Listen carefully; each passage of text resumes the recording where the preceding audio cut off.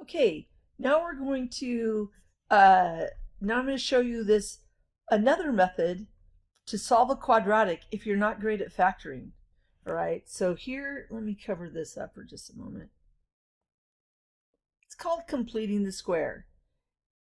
And here's the process. Regardless of whatever that number is, I'm not sure what it is, but what we want it to be to make sure that this is, remember, a perfect square trinomial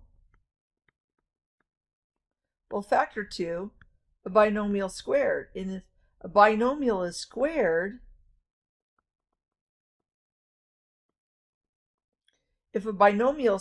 right away you can say, oh, the opposite of 4 is -4, and then you have your answer right there. All right, so here's the process. When I'm going to put an empty blank right there. Instead of C, I'm going to put an empty blank. When you have the variable squared plus the variable to the first power by itself on the left side, if that leading coefficient is 1, this is what you do. That empty blank, you take half of C. So in this case, 8 divided by 2 is 4, and then you square it. So now what we have is the square root of a squared, this operator, and then the square root of 16, a plus 4 squared. And so when you go to solve, the additive inverse to positive, so here, let me just set this equal to 0. I'm going to take the square root of both sides. The square root of something squared goes away. And now you have a plus 4. Just subtract 4 on both sides. A is equal to -4, or what I have shown you in the past, you can just ask yourself, what zeroes out +4? -4. And since this time there is only one root, there's only one value for x, in this case a, at -4, the graph is going to come down. It's going to sit right on the x-axis and then go back up. And then up there someplace it's going to cross at +16. All right, so let me keep going. I'm going to erase this stuff. Move this out of the way. So now we have all of that is equal to a number. Well, remember what I said.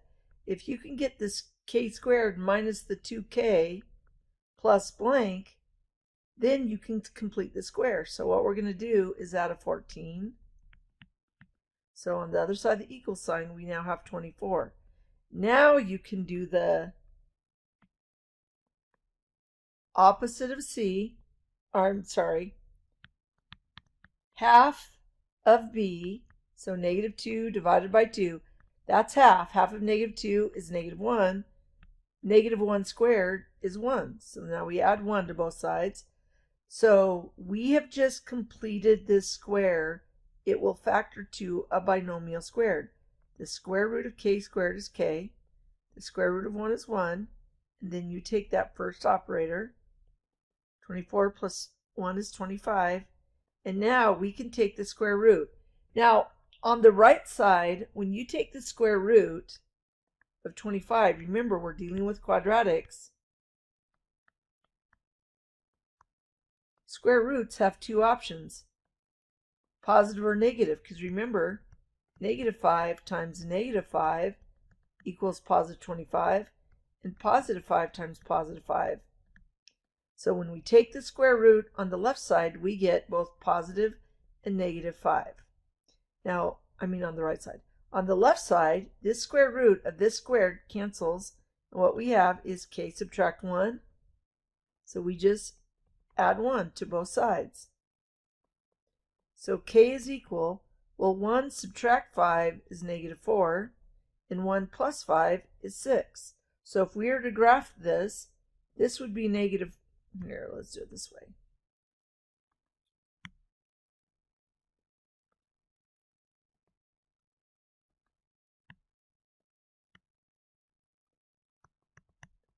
negative 4, positive 6. And there at positive 1 would be halfway, so somewhere down there.